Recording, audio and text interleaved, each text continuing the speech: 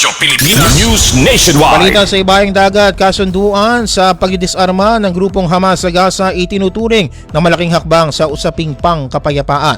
Mula Radyo Pilipinas World Service, narito ang ulat ni Jay Arevalo.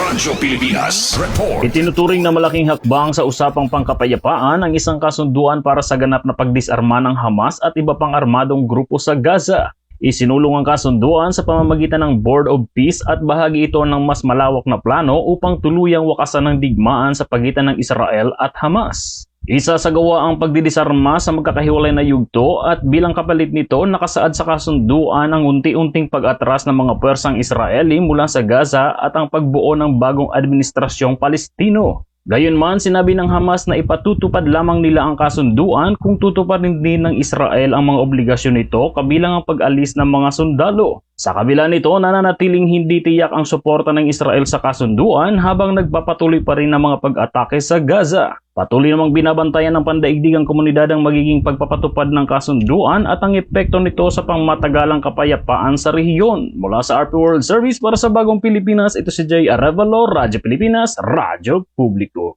Radyo Pilipinas News Nationwide. At